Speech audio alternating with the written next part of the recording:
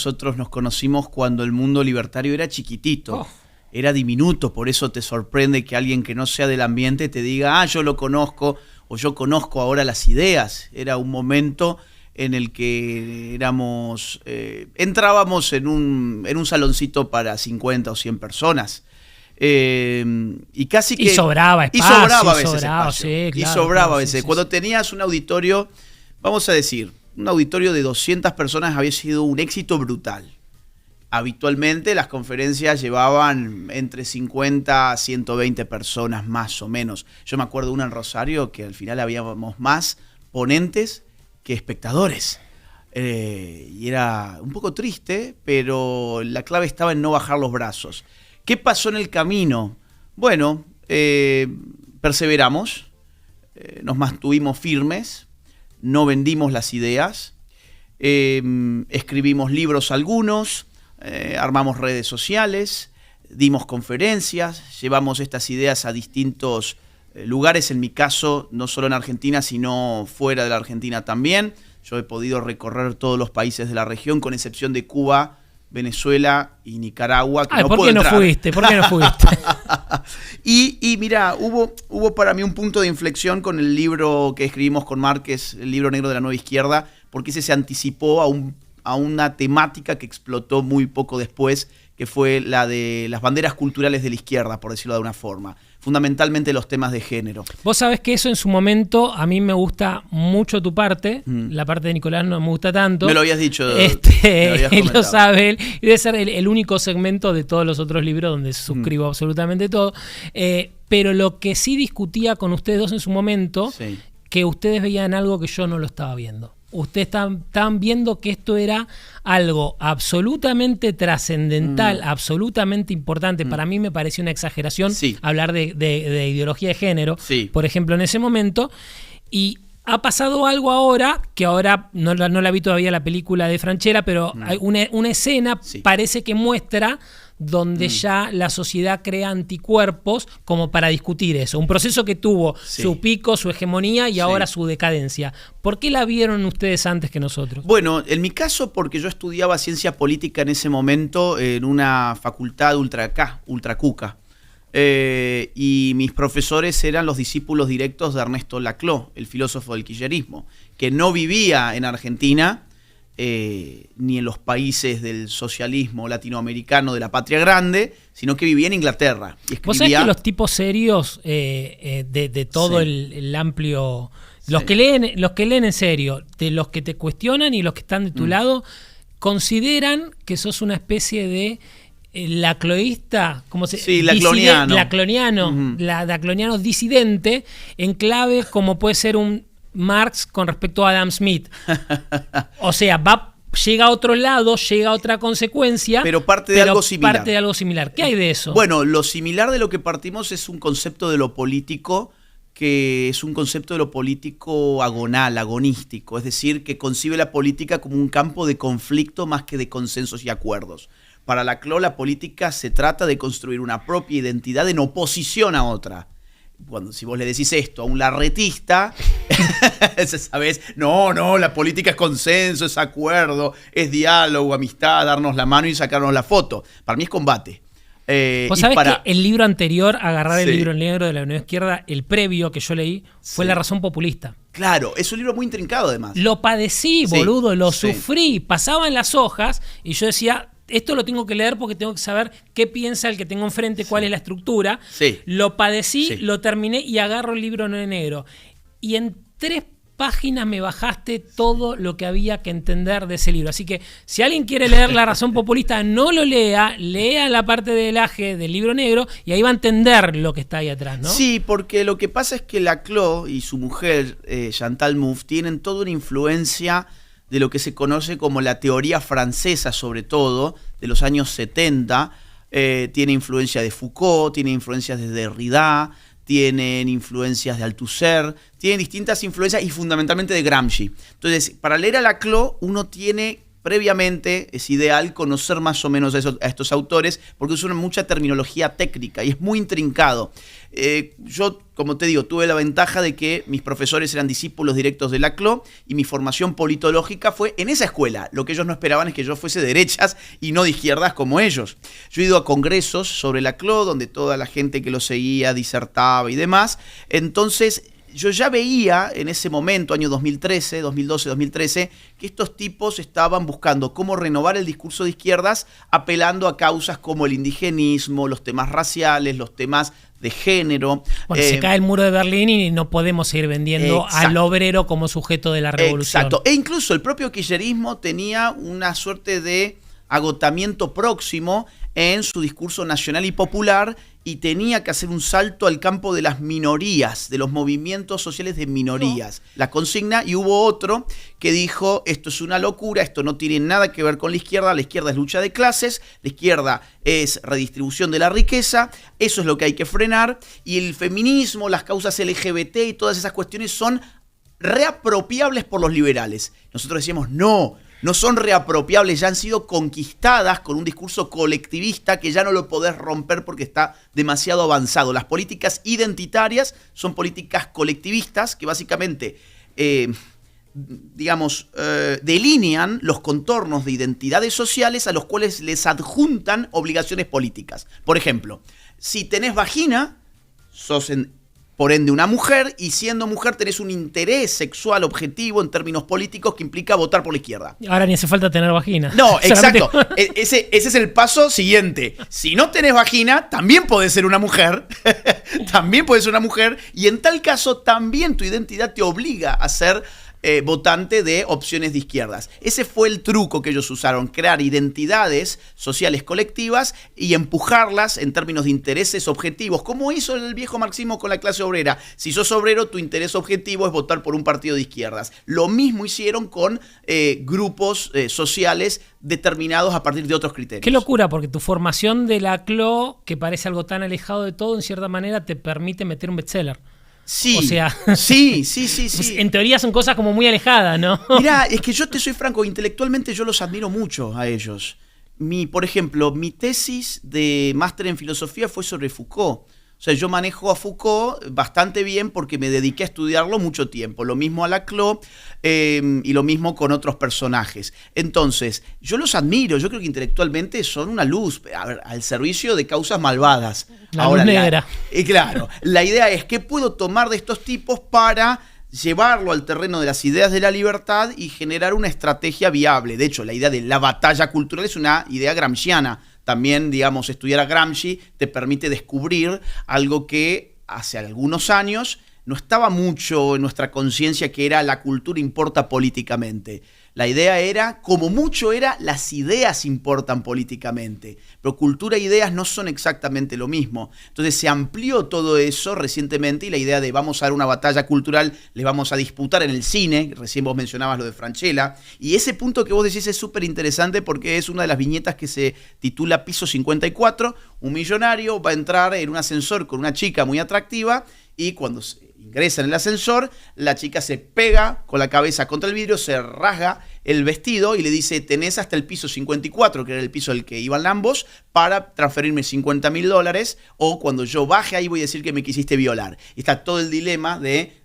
si le paga o no le paga, sabiendo, y este es el chiste del asunto, sabiendo el espectador que nadie va a considerar que Francella es inocente. Todos sabemos que si una mujer te denuncia hoy, después de la hegemonía del feminismo, vos estás condenado en tu libertad, condenado en tu economía, condenado familiarmente, condenado socialmente, condenado laboralmente, y es una crítica que hasta hace 2, 3 años no se podía hacer. 2013 el Libro Negro, ¿no?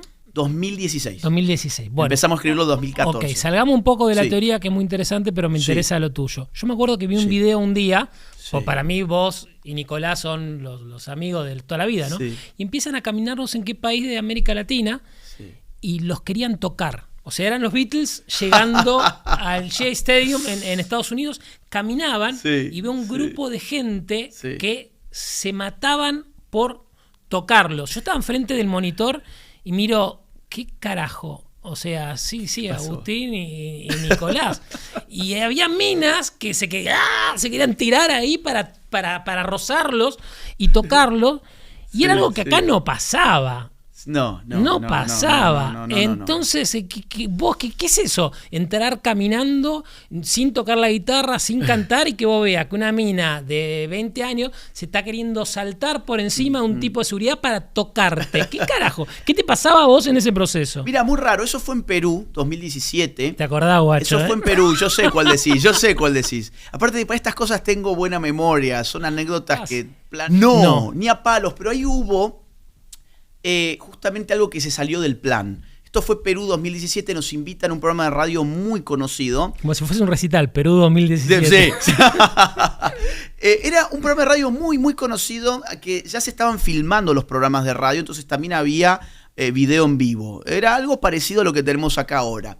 Y la periodista estrella, se llamaba Patricia del Río, se puso muy nerviosa cuando se tocó el tema género, y amenazó con ponerse en tetas en el estudio.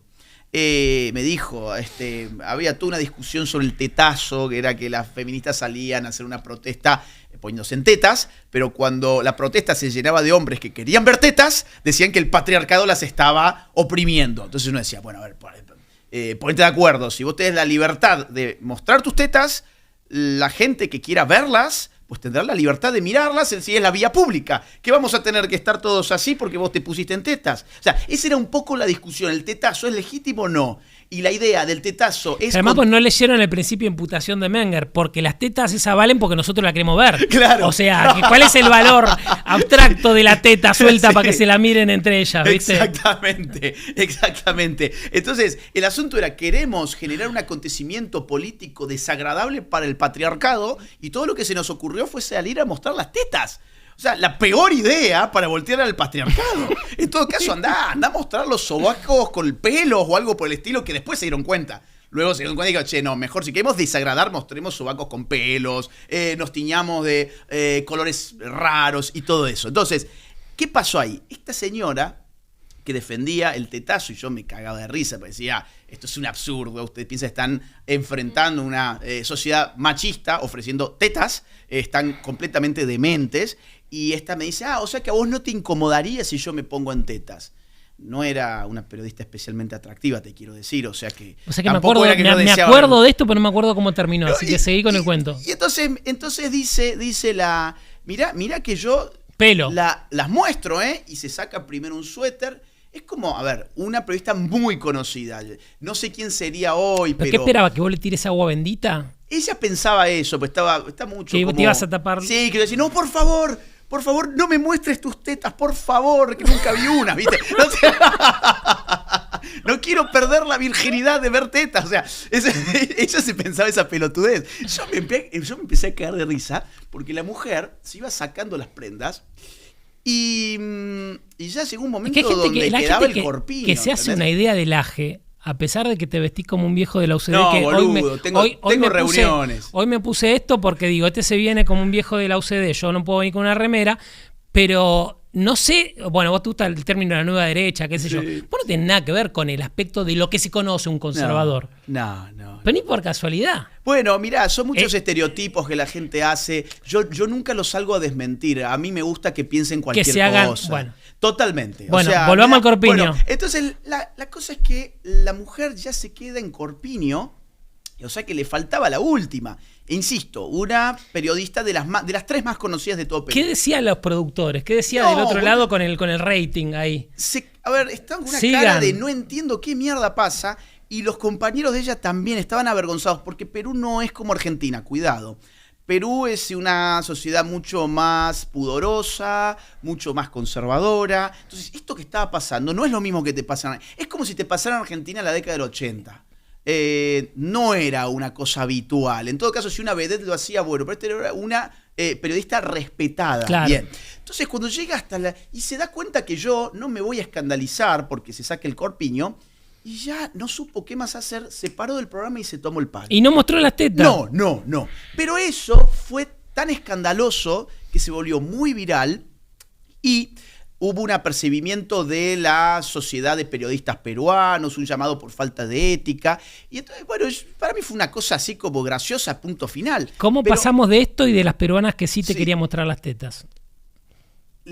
¿Cómo, perdón? Entre esto y las peruanas que se tiraban para tocarte a vos y a Márquez, entonces que eran las que estaban interesadas en mostrarte. Al día siguiente teníamos entonces un debate en la Universidad Católica del Perú, que uno dice católica y piensa, debe ser una universidad conservadora. No, era ultra progresista, un horror, encima dependiente del Papa Francisco en ese momento.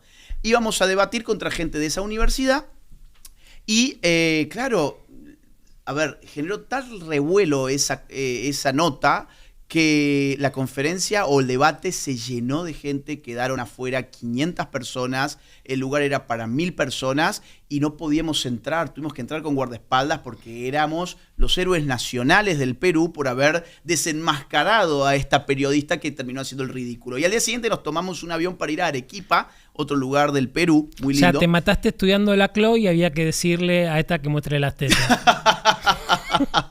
Y bueno, hay que estar en todos los escenarios, debatiendo en la universidad y con la periodista que te quiere mostrar las tetas. Y cuando tomamos el avión, me acuerdo que hubo una situación muy interesante, que es que la gente venía a pedirnos perdón.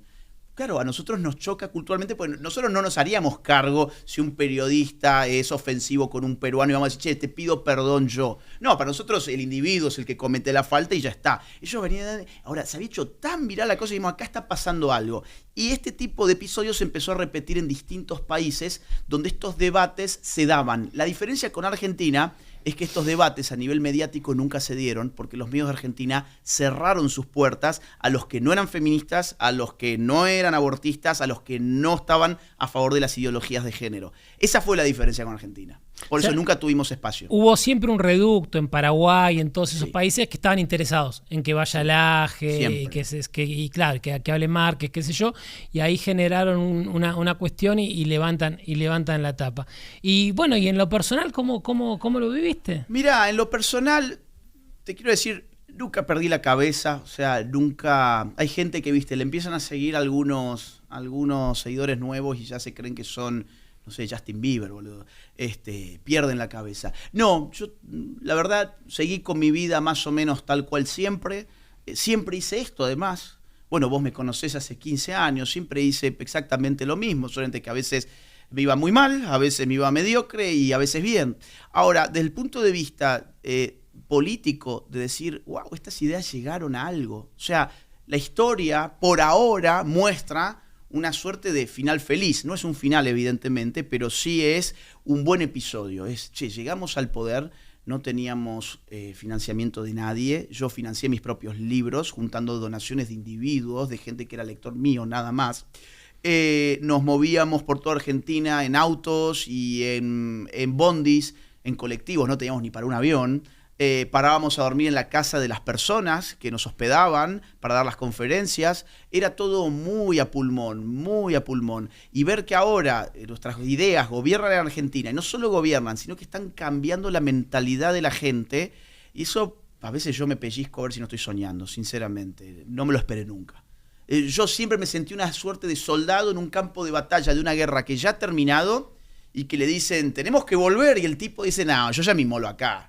Ya llegué acá y sigue disparando contra la nada porque la guerra ya se terminó y los otros se van a la mierda y ese soldado queda ahí disparando contra nada. Yo siempre me sentí un poco eso. Y ahora ver que estamos ganando la batalla, bueno, es llamativo. ¿Cuál era tu idea de máxima? Yo me acuerdo que en esa época, por aquellos años, decía... Lo mejor que nos puede pasar, primero la política y nuestras ideas va a ir siempre por mucho más la política, la alta política, como le gusta decir a uno, los que están ocupando el poder, nunca vamos a andar de la mano por ahí.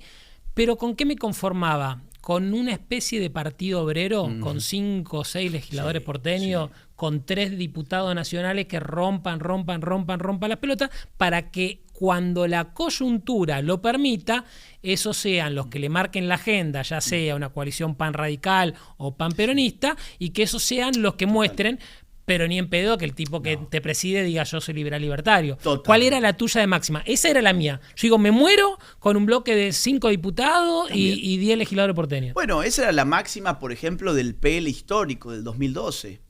A eso íbamos. A ver si metemos a Blusón. A eso íbamos. A Gonzalo Blusón. Era a ver, con un grupo de amigos, por ejemplo, se armó el PL en Córdoba en el 2012. Partido Liberal Republicano en Córdoba. Liberal Libertario. Sí, pero después cambia cuando se presenta. Exacto. Bueno, ¿con qué ato esto a la actualidad? Pues no empezamos en la catarsis, se me cae los llantos de la nostalgia. En Córdoba, cuando se presenta el Partido Liberal Libertario 2013, que sacamos aquellos gloriosos y honrosos 6.000 votos, en Córdoba Agustín Laje, que no estaba dentro del partido, le ofrecen ser el candidato. Mirá, yo me acuerdo de eso. Y los que están remando, ¿viste? Porque siempre, ¿viste? Era la cuestión de busquemos al mejor, no era como yo hago para la banca. Porque yo no fui cara nunca del PL por mi laburo en ese momento, pero no tenía problema en escribir los comunicados de prensa donde hablaba Gonzalo. Sí. Bueno, y a Laje le dicen, si querés ser el candidato a las elecciones de Córdoba, ¿y un Laje de cuántos años? Y no sé, ayer te veo 24. 23. Laje de 24 años da 22 años, sí, 22. Con muchas menos posibilidades electorales, da la misma respuesta que para las elecciones del 2025 de este año. Sí. ¿Cuál es la respuesta común? Bueno, hay varias cosas. Por un lado es que lo mío está en la batalla cultural y por otro lado yo me pasé la vida estudiando. Y en ese caso yo estaba recién empezando ciencia política, porque venía de 3 años de ingeniería en sistemas y ahora estoy terminando un doctorado en Navarra. Bueno, entonces, aprovecho para mechar entre las preguntas que nos mandaron por las redes. Sí. Un chico quería saber por qué Navarra. Bueno, Navarra porque es una universidad conservadora y yo tengo el ingreso al mundo universitario en general muy vetado, porque es un mundo muy dominado por fanáticos, intolerantes, violentos. Te pongo un ejemplo. Yo a las universidades es el único lugar donde yo a priori sé que tengo que ir con guardaespaldas. El otro día doy una conferencia en la Universidad de Costa Rica, que es la universidad estatal. Además yo me meto en las universidades estatales. Cuando me invitan los centros de estudiantes habitualmente, hay grupos de alumnos que se organizan, me invitan, voy. Y se arma una conferencia y había amenazas de muerte que obligan a la organización a poner guardaespaldas. Y la cosa estaba jodida y los guardaespaldas cuando me pasan a buscar veo que estaban armados, tenían armas. No Costa Rica, pero en general, bueno, me llevan al auditorio, empiezo la conferencia y llega la manifestación de los alumnos, que además habían sido invitados a debatir. Es decir, lo que yo les he dicho, miren, si no quieren que yo dé la conferencia, no la doy, pero vengan y hacemos un debate. No, ellos querían destruir la conferencia. Entonces, ponen contra los vidrios del auditorio donde yo estaba 2 parlantes gigantes con canciones de Escape, que es una banda de ska punk de España bien comunista. Son muy buenos, escúchenlos, pero son comunistas. Y entonces empiezan además tipo Señor de los Anillos, eran como orcos que golpeaban contra las paredes, esas paredes tipo de las construcciones yanquis, ¿viste? Que son como un cartón. Yo estaba dando la conferencia con un auditorio que hacía así, boom, boom, boom. Y yo lo único que podía pensar, aparte hablando mucho más fuerte porque competía con la música de afuera y los megáfonos de afuera, yo lo único que podía pensar es, mierda, se llega a meter uno medio violento y un guardia de estos que me está cuidando a mí pierde el control y le mete un tiro, el que tiene el quilombo, más allá de la tragedia, soy yo. Entonces, las universidades son eso, ¿te das cuenta? Mirá lo que le pasa a los chicos de los centros de estudiantes libertarios acá a las universidades de Argentina. El nivel de intolerancia de gente que además ha vendido humo, que son los representantes de la diversidad, la inclusión. Apareció la diversidad y ahora. No, es que te admitían cualquier diversidad siempre que el asunto fuese sexual. Si era político, ideológico, religioso, ahí ya no había diversidad.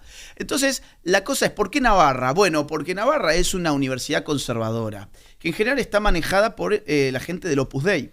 Yo no soy del Opus Dei, porque también los periodistas muchas veces ponen, va a Navarra porque él es del Opus Dei. No, yo en realidad no soy miembro del Opus Dei, pero tiene una buena línea y puedo ir a estudiar en paz, cosa que en otros lugares es poco probable que pudiera lograrlo. Y aparte tiene gran prestigio. En Europa es una de las mejores universidades rankeadas en Europa. ¿Cuándo termina el chiste? El año que viene. El año que viene. Ya se termina. En 2 años hay elecciones de vuelta. Bueno, mirá, yo ya dije, el 27 yo ya no voy a tener excusas, digamos así. Es decir, lo que pida Javier Milei, bueno, ahí voy a estar. El tiempo pasa muy rápido además. Estos 2 años van a ser clave, y clave va a ser lo que pase ahora en septiembre y en octubre para más o menos especular con qué podría llegar a pasar en el 27. Así que si me requieren ya en el 27, pues no habrá escapatoria, digamos así. Yo creo que se viene un proceso muy distinto en este 25-27. Yo me cansé de escribirlo cuando todos estaban festejando que Javier es presidente, que ya estamos. Yo ese mismo día dije, empiezan 2 años de resistencia. Sí. Empiezan 2 años de resistencia donde hay que reconocerle al gobierno que se armó muy bien técnicamente, sí, porque al jugo de la manzana, de la naranja de la prerrogativa del Poder Ejecutivo se la exprimió hasta la última gota. Sí. Porque si vos te fijás, cuando fue el tema del DNU y todos, que empezaron todos los cuestionamientos, en lo retórico se hablaba de la dictadura, qué sé yo, y cuando algún periodista medianamente serio le pedía concretamente dónde estaba la contradicción con la Constitución o con el avasallamiento de un poder sobre otro, no hubo una sola cuestión. Entonces, al Poder Ejecutivo se le saca todo el jugo que la naranja ofrecía, claro, pero el Congreso iba a hacer esto. Entonces, me parece que en esta primera instancia, tal cual yo lo dije y lo escribí, se ha sobrevivido a la etapa de la resistencia. Y ahora empieza una segunda etapa. Creo, además por lo que muestran las encuestas, que se va a volver a repetir algo parecido al voto del 17, que fue la gente votando en contra del bolsillo.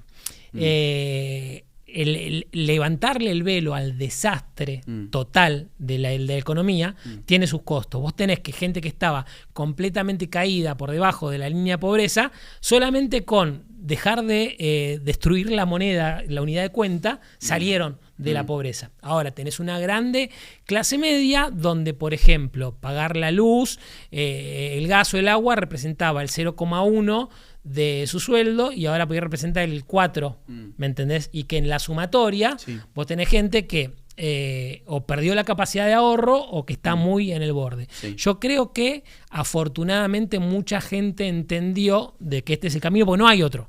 O sea, sería buenísimo agarrar y hablar de la cuestión, no hay otro. Hoy estaba viendo una cuestión del tema de la desregulación para que nuevos camiones pasen, qué sé yo. Digo, es muy fácil, si vos ves un producto en la góndola y decir este producto está más caro que en Estados Unidos o que en España, esto hay que arreglarlo con una devaluación que fácil sería. ¿Qué te demostró la historia? Vos devaluás y lo corregís en el stock que tenés en la góndola, pero cuando ya fuiste a producir y a renovar stock, no solamente te aumentó, sino que se te devaluó el sueldo. Entonces tenés que empezar un proceso mucho más complicado, donde le tenés que bajar los impuestos, pero para eso tenés que bajar el gasto público, donde tenés que abrir las importaciones, donde tenés que abrirle a los productores locales el mundo para que produzcan escala y sea más. O sea, son 150.000 cosas que no pasan por el tipo de cambio que vos tenés que hacer. Se empezó a transitar ese camino y me parece que la gente ha sido tal el desastre que nos llevaron, que yo creo que una mayoría entendió de que con los padecimientos que estamos pasando, este es el único camino y no hay otra cosa para hacer. Sí, ahora, ahí hay un punto que es la variable tiempo. Es decir, todas esas reformas que vos mencionaste no te generan un resultado de un día para otro. No. Son estructurales. Y hay muchas que todavía no pudiste hacer. Y hay demasiadas que no pudiste hacer. Y hay que ver qué pasa en octubre para ver cuántas otras podés hacer. Creo que ¿qué pasa en el 17? La gente vota en contra del bolsillo porque sabe que el otro era peor, pero llegó un momento como el rebote nunca vino, se volvió a comprar la superchería. ¿Eso por qué no va a pasar? Porque para empezar lo que hizo este gobierno del día 1 fue solucionar la problemática de fondo que no se hizo en 2015. Exacto. Entonces no vas a encontrarte ni con las corridas, ni con la necesidad de la ley de abastecimiento que puso Macri con los combustibles y con esas cuestiones. Entonces yo creo que vamos a estar en una instancia donde ya no es de resistencia, sino de algún florecimiento de ciertas cuestiones. Mira, a lo que se resistió además fue, hay que decirlo con todas las letras, al golpismo peronista. Un golpismo que ha derrocado democracias como en el año 2001, es decir, tiene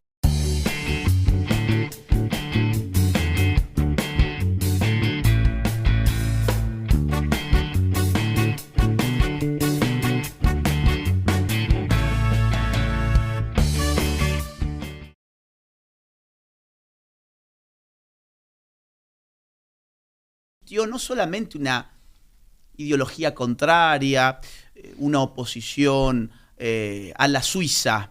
Te enfrentabas contra tipos que son mandriles, que son golpistas, que ya han derrocado gobiernos democráticos, que tienen un historial además de persecución de opositores y que es gente que no tiene ninguna oportunidad de llevar a cabo su vida si no es con el poder del Estado. Ellos están jugando su vida en esto. Entonces, esa fase de resistencia es la que puede cambiar, yo coincido 100% con lo que has dicho, puede cambiar en octubre, pero lo que pase en octubre va a estar, en cierta forma, influenciado por lo que pase en septiembre, gracias a la gran estrategia de Kicillof de adelantar Buenos Aires. Por eso es tan importante también qué pasa en septiembre. Otra cosa que es importante entender es que no vamos a tener mayorías después de octubre. No. Porque no es que se renueva todo el Congreso como pasa en otros países. La mitad de la Cámara de Diputados y un tercio del Senado. Exacto. O sea, aún teniendo una gran elección, no significa que Milei use al Congreso como una escribanía, como sí lo logró el kirchnerismo durante mucho tiempo. Se sale de la amenaza permanente del juicio político. Eso es lo que gana. Se consolida la cuestión de la tranquilidad de mantener un veto muy tranquilamente y ante la posibilidad de aliados eventuales de pasar algún proyecto de ley. Esa es la instancia que se viene. Y se para de cara al 2027. No por ser pesimista para lo que se viene, para explicar que no viene la panacea, lo otro es el infierno, lo otro no es opción. No viene la panacea, pero ¿qué es lo que pasa? Se empieza a sembrar la semilla, como vos lo dijiste, de la elección del 27, que si la hay, con un Milei que reelige, yo esto también lo tengo escrito, va a ser la primera vez donde la segunda parte va a ser mucho mejor que la primera. Exacto. ¿Por qué? Vos imaginate esto, mayoría en ambas cámaras, con 2 elecciones de acá ya es una posibilidad, y con gobernadores y con intendentes afines, que es lo que vas a poder meter. En ese periodo, Argentina puede cambiar. Exactamente. En ese periodo, Argentina puede cambiar diametralmente. Esta todavía, en ese sentido, es una época de transición. Es decir, todavía aquellos que ganaron las elecciones en noviembre del 23 están dando una lucha permanente por mantener su dominio en un estado que está infectado de parásitos. Ya que habla mucho Milei de los parásitos mentales. El Estado argentino ha estado siempre parasitado. Están desparasitando el Estado argentino en la medida en que el poder de la Libertad Avanza alcanza. Como decías, le sacaron hasta el último jugo a lo que se podía con el Poder Ejecutivo, pero hay muchas cosas, reformas impositivas, reformas laborales, hay muchas cosas que se necesita el Congreso, y el Congreso no solo no ha acompañado, sino que ha llevado boicoteado. Han boicoteado y han llevado a propósito proyectos de ley para romper el plan económico. Fíjate qué lacras que son, que están dispuestos a que al pueblo argentino le vaya mal con tal de que a ellos, una minoría, una élite partidocrática, pueda irle bien. Irle bien significa mantener sus curros. Ahora, acá hay 2 significantes, la cloya que hablábamos hace un rato, la cloya de los significantes, o sea, de las palabras que empiezan a adquirir nuevos significados en política. Para la cloya, la política es un juego de inyectar nuevos significados a las palabras de manera constante. Acá aparecen 2 significantes en estas campañas que para mí son cruciales para poder pasar a la siguiente etapa. Uno es la idea de no volver atrás. No volver atrás. Las encuestas están mostrando que cuando le preguntan a la gente si usted quiere volver atrás, hay cerca de un 70% que dice no. O sea, la mayoría del pueblo argentino dice no quiero volver atrás. El gobierno tiene el desafío de jugar con esa terminología en la campaña de septiembre y de octubre especialmente. Y el otro, que a mí me encanta, es nunca más, que es una forma de decir lo mismo. Nunca más. Reinyectémosle un nuevo sentido a la expresión nunca más, que hasta ahora ha estado afincada siempre a acontecimientos de 50 años atrás. Nunca más a la corrupción kirchnerista, a la inflación kirchnerista, al endeudamiento kirchnerista. Nunca más a los amigos del poder. Entonces, yo creo que va a ir bien, pero hay que ser muy astutos con el discurso y con el mensaje. Ellos nos ayudan. Si vos ves lo que son la lista de sus candidatos y esas cuestiones, ellos están haciendo todo lo posible, ¿no? Porque me llamó la atención las listas. Creo que la gran sorpresa fue Tayana. es decir, un candidato que entusiasma a la juventud y al electorado kirchnerista. Bueno, candidato que en su juventud era parte de la organización terrorista Montoneros. Eso es un discurso odiante. Eso es verdad histórica. Estuvo preso, además, en los años 70, pero él tuvo participación en una organización terrorista. No es un candidato, digamos así, carismático, pero bueno, lo enchufaron ahí, le pusieron esa ficha a Axel para sacarle un lugar más.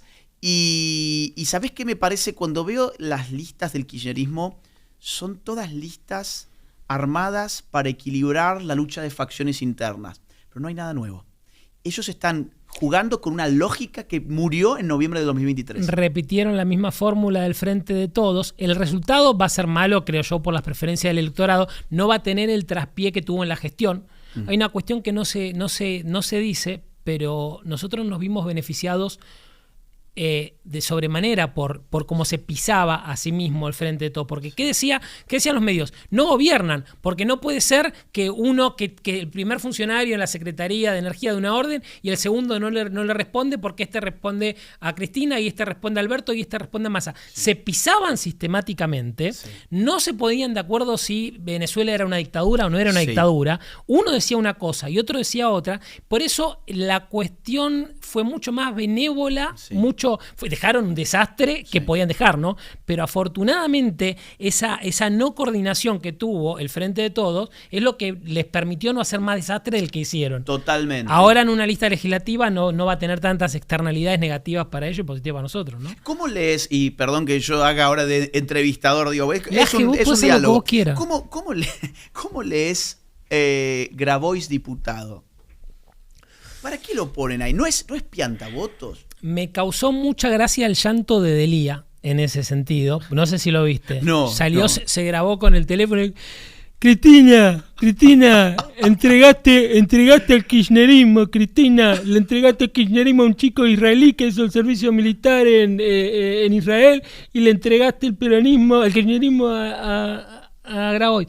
¿Por qué llora? No le entregó nada a nadie, sino que no está él ni alguno de él en la lista, ¿no?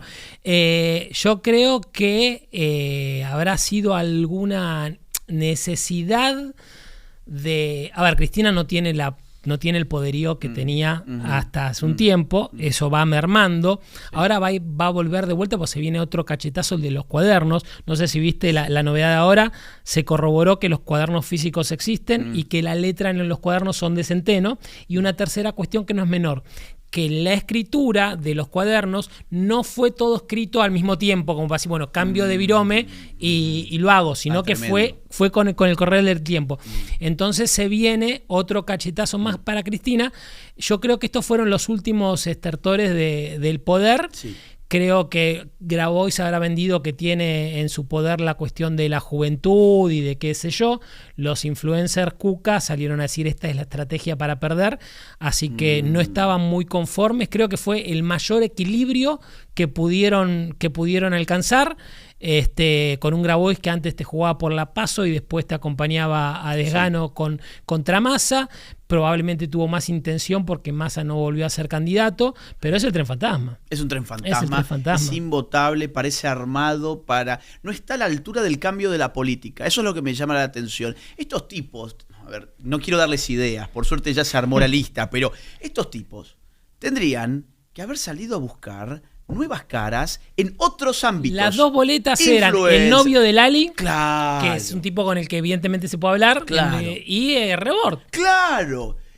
No creo que estos chicos tengan la voluntad de poner la cara en este contexto. Bueno, qué sé yo, no lo sé, pero sí, o sea, de entrada tenés que ir a buscar ese tipo de gente. De acuerdo, buscate algún actor, algún artista, pero algún cantante. ¿por qué no lo hacen? Porque el chiquitaje los mata. Los mata. Vos fijate hasta qué punto el chiquitaje los mata, que Bolivia, el socialismo cae por la pelea entre dos tipos que no se pusieron de acuerdo. Sí. O sea, son tan angurrientos que cuando no puede llegar a coordinar, como por ejemplo la división del trabajo de Diosdado Cabello con Nicolás Maduro, que se detestan, pero que se reparten la torta, cuando los mata la angurria, hacen lo que hicieron en Bolivia. Y al peronismo lo viene matando la angurria desde la decadencia kirchnerista. Porque ¿qué tenía que hacer el peronismo hace de 10 años? Perder 1 o 2 elecciones y renovarse. Apostar a futuro. No, Cristina los humilló. Que se vayan a suturar el orto. ¿Qué piensan esos pelotudos? ¿Que qué voy a ir? Los detesta. Los detesta y los tipos se dejaron humillar sistemáticamente. Había una dicotomía. ¿Cuál era la dicotomía? Ella tiene la mayor parte de una torta que ahora es minoritaria. Exacto. Entonces, si le damos la espalda a eso, nos perdemos un intendente, nos perdemos un concejal, nos perdemos el quinto saliente en el puesto de la lista. Entonces, esa angurria hizo lo que va a terminar pasando, que la no renovación justicialista se la va a poner la justicia. Ahora con la segunda condena, con cuadernos, y ya va a ser absolutamente indefendible. Y cuadernos es, entiendo, de mayor magnitud que el anterior. Es decir, entiendo que los montos, que las cantidades son incluso mayores en cuadernos que en la causa que ya llegó a la Corte Suprema y que fue cosa juzgada. Vos sabés que con el tema de Cristina, además, yo te voy a ser franco, cuando vi que cuando vi el fallo de la Corte Suprema, dije, mierda, esto le va a venir bien. O sea, le erré, es lo que te quiero decir, le erré mal, porque yo pensé, esto le va a venir bien, porque la va a convertir en un símbolo de resistencia, va a montar toda una épica para la cual el peronismo tiene historia a cuestas, la épica de la proscripción, y esto le va a sacar mucho jugo. Y yo, si hubiese tenido que apostar, cosa que no hago, pero si hubiese tenido que hacerlo, yo hubiese apostado que los acampes, que las manifestaciones en la calle, en la casa de Cristina, iban a durar 1 o 2 meses, por lo menos. Che, duró 1 semana. Hoy no va nadie. No va nadie, y ahí te das cuenta además cómo mucha de esa gente era arreada por el aparato del Estado. Y como además no cuenta ya con la simpatía de Kicillof, que ha sido el único dirigente de su círculo que no ha ido a verla. Che, fue hasta Urtubey.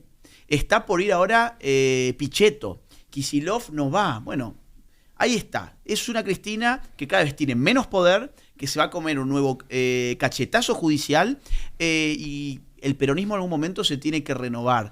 Pero hay que ver qué queda, ¿eh? Hay que ver qué queda hacia adelante, porque la cuestión está de la angurria, de no haber perdido 1 o 2 elecciones para invertir a futuro. Es decir, bueno, ¿cómo hizo Lula? ¿Lula cuántas perdió? Y el tipo siguió. El tipo siguió. López Obrador en México, lo mismo. Petro en Colombia. Acá hay una cuestión de varios. A ver, el que le regaló, ¿cuánto fue? ¿El 50 y cuánto que sacó Cristina en el 11? 54. El que se lo regaló eso, que fue Macri, también hay que reconocerlo eso, porque había que ir y perder y sacar el 25 y no darle la totalidad. Yo me acuerdo en distritos como Malvinas, Argentina, y fue la boleta del PRO con la boleta de Cristina. Cosa que los que tenemos algunas canas no nos acordamos, ¿no? Sí. Pero tenías que perder una elección, tenías que sacar unos diputados menos y tenías que pensar en el largo plazo. No lo pensaron, no lo hicieron, entonces van ahora con todo este desgaste. Cuando a Cristina la termine de jubilar, la vida misma, cuando sea una muerte natural política, con la muerte natural de la política, o sea, el ciclo extinto natural, el peronismo va a mirar para atrás y va a decir, ¿qué nos quedó? Claro. ¿Qué nos quedó? Porque, ojo, que hay veces que un partido centenario como el radicalismo, vos mirás para atrás, ¿qué nos quedó? Y nada. Vos imaginate que iba a pasar esto con el radicalismo. Con el peronismo puede pasar algo parecido. Sí, totalmente. Además, hay una cuestión de familia en el peronismo, que es que siempre la familia fue acomodada como sucesora. Pienso desde Eva Perón a Isabel Perón. Siempre el peronismo fue... Pero vos fíjate que la familia... Bueno, Néstor a su esposa, la idea era irse dando el poder cada 4 años, turnando, pero tuvo un problema, que se murió Néstor, pero además que los hijos son unos inútiles, porque fíjate que, por ejemplo, Máximo Kirchner podría haber sido una renovación de la familia Kirchner, y de hecho se lo quiso vender con la Cámpora como una luz política que había organizado la Cámpora, y en su puta vida daba una entrevista Ahí las figuras eran otros, el Cuervo Larroque, la de Quilmes, Mayra Mendoza, toda esa gente. Máximo siempre fue el boludo, hijo de la que tiene el poder. Y entonces tampoco hubo renovación, digamos, como ellos se lo habían imaginado, que la familia Kirchner podía ad eternum hacerse cargo del poder en la Argentina. Un señor muerto, Néstor Kirchner, unos hijos inútiles. Florencia creo que incluso estaba afectada psiquiátricamente, y en el caso de Máximo, un tipo que no tiene pasta evidentemente para nada. Es la marcha del león, rugiendo cada vez más fuerte, llevando la libertad, tratando de cambiar la suerte. Es la marcha del